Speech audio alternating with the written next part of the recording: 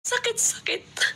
Dito, sobrang sakit yung parang, bago ako umalis sa table, sabi ko, parang sinira mo na rin yung pangarap ko, sir. Yung ganon. Tapos, nag-try kami ulit. So, kaya naging dalawa yung aking ticket. Nag-try kami ulit mag-rebook ng pagkahapon. So, wala kaming tulog hanggang hapon. Nirebook namin, tinry namin ulit. So, doon may time na talaga ako, sinulat ko na yung pangalan ng hotel, sinulat ko na yung return na ticket ko. Sinabi ko sana mabigyan ako ng chance kahit na ex-domestic worker ako. Sana bigyan ako ng chance na makapag-try na mag-tour. Hello everyone, good morning. May napanood din ako isang content creator. Actually sikat siya mula Saudi, kahit na umuwi siya ng Pilipinas. Magaling talaga siya mag-create ng content. Anyway, napaiyak kasi siya sa kanyang account na offload siya papuntang Hong Kong. Bakit daw siya na-offload? Hindi man daw siya binigyan ng chance na makapagsagot or makapagbigay ng reason niya.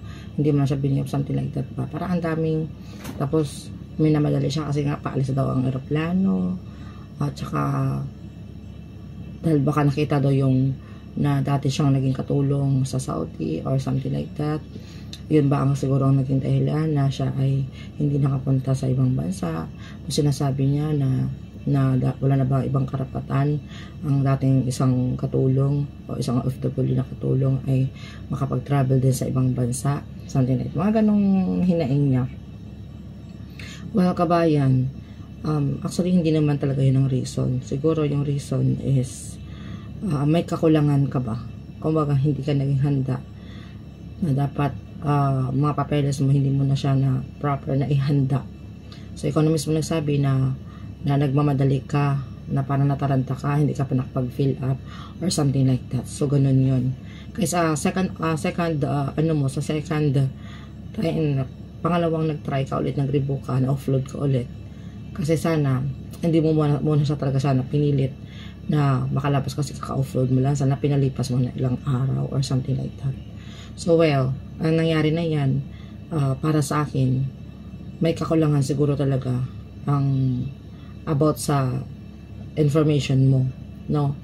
Na baka may nakitaan sila sa iyo na parang hindi ka komportable, parang balisa ka or something. Yun nga, ikaw na mismo sabi na parang nagmamadali ka. So kailangan talaga pag umarap tayo sa immigration, chill ka lang with confidence. Pag naintindihan naman kita kasi nga sabi mo ito ay isa sa mga pinapangarap mo makapunta din ng Hong Kong at first time mo sana makapunta ng Hong Kong.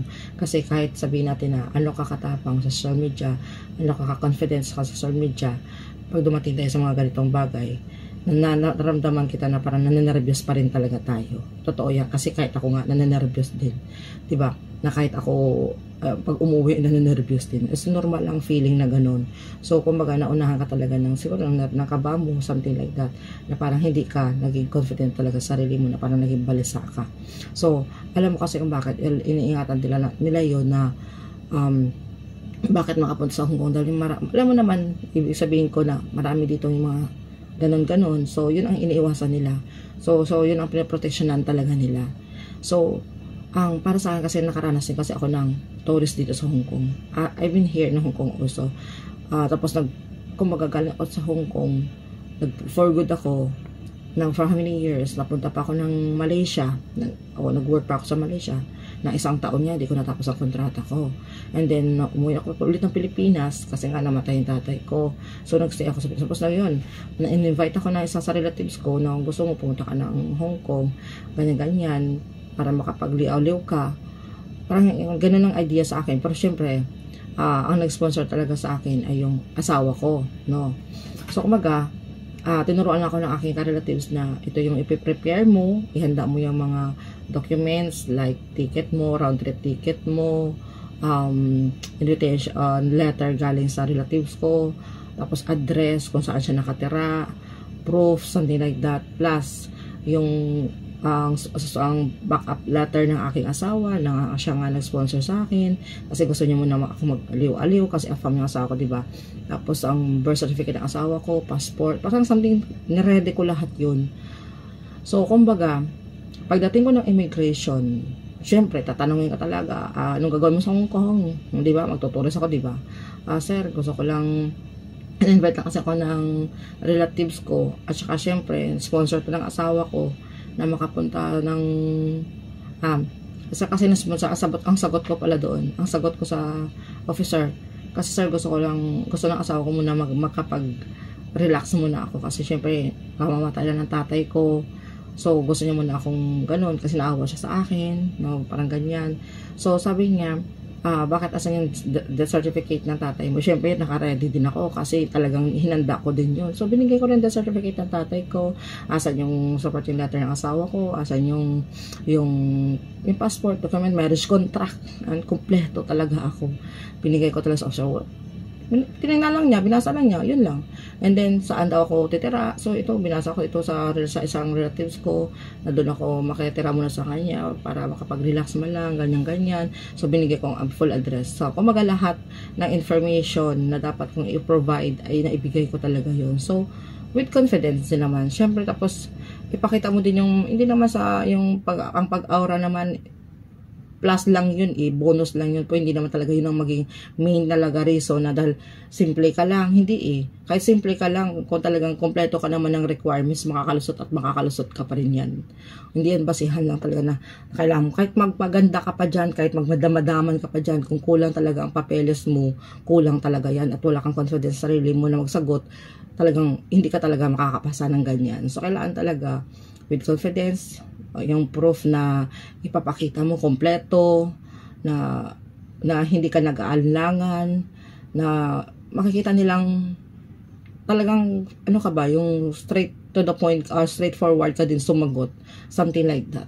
Yun lang naman talagang gusto nila. So, hindi dahilan na dahil porket na dati kang katulong, wala ka bang karapatan. Hindi lahat tayo may karapatan. Walang ganun Hindi ganun. Huwag nating bigyan ng ibang kahulugan kasi is a negative impact yan or negative ano yan sa ating immigration din, which is walang ganun. No, nagkulang ka lang talaga sa mga, may pagkukulang ka lang talaga na which is lesson learned din yan talaga sa'yo.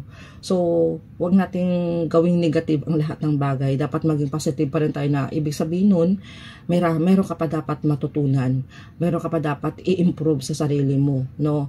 So, yun lang. Sa akin naman, okay naman. Hindi naman ako na-offload kasi kompleto ako lahat. At saka, pagsabi kasi naka-ready lahat ba? Bawat tanong niya, ang papel niya, naka-ready mo na ibigay yan sa kanya. Kasi pag natataranta ka, maghahanap ka pa, at talagang hindi ka pasado ng bonggang-bongga. So, yun lang naman ang sa akin. So, napunta ako naman dito nakapag-stay ako ng 14 days, yun, nakauwi ako naman ako na Pilipinas. O, diba? So, yun lang naman guys, no? Huwag nating ibigyan pa ng ibang kahulugan. At, isa pa, na makakalabas ka pa rin at makakapunta ka pa rin ng Hong Kong one day, maybe not now, darating talaga yung oras na makapunta ka talaga ng Hong Kong sa tamang oras at panahon, no? May kailangan lang talagang i-improve sa sarili mo, may kailangan lang talagang dapat mo matutunan na para at least for the second time around ay ano ka na, confident ka na sa sarili mo, 'di ba? Kasi kahit sabihin natin confident sa sarili natin sa ibang bagay, hindi tayo confident, 'di ba? Kasi lalo pag first time, is normal lang ang feelings na ganyan. So at least may natutunan ka sa nangyari talaga sa iyo. Okay lang 'yan, kabayan, huwag kang mawalan ng pag-asa. Kasi kung isip-isipin, may kakayahan ka naman talaga makapunta din sa ibang bansa. So stay humble pa rin, no?